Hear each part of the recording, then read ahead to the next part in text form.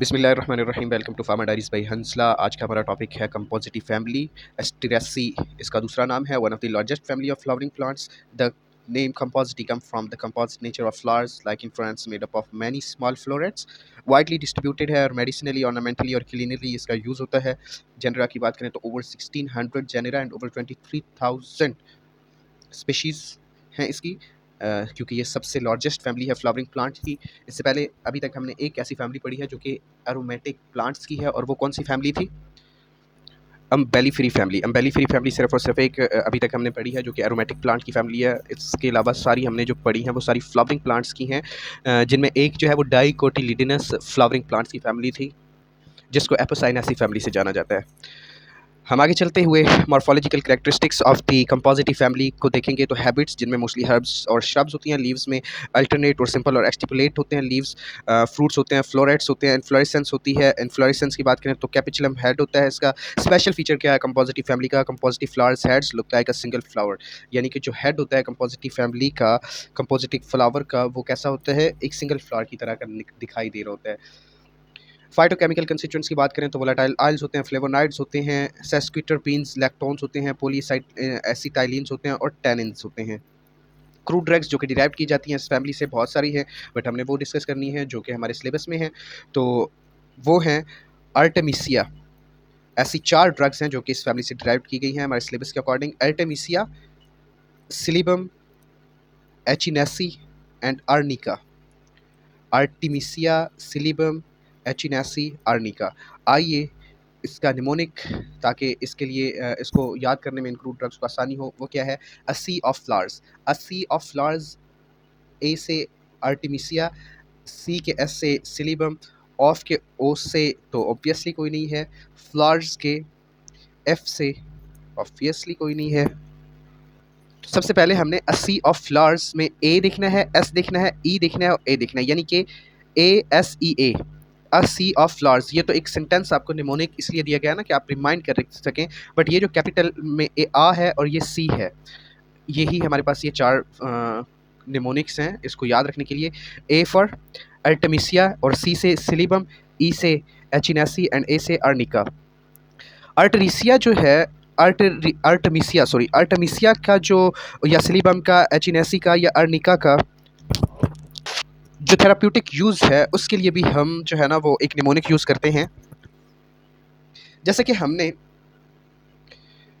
Crude drugs को याद रखने के लिए ये निमोनिक यूज़ किया, अ सी, Artemisia, Silybum, Echinacea and arnica. इसी तरह हम उसके थेराप्यूटिक यूजेस को याद रखने के लिए ये निमोनिक याद रख लेते हैं कि एम लिया, एम लिया, एम से मलेरिया, एल से लिवर, आई से इम्यून और ए से एनाल्जेसिक। तो आइए हमें इसके यूजेस समझने में आसानी होगी।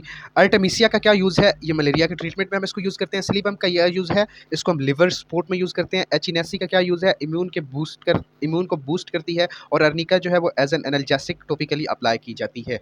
Here is the detailed information about these crude drugs belong to compositive family, जिसमें हम बॉटनिकल नेम, पार्ट यूज़ कौन सा हो रहा है, कॉन्स्टिट्यूएंट, थेराप्यूटिक यूजेस और एक्शंस क्या हैं वो देखेंगे।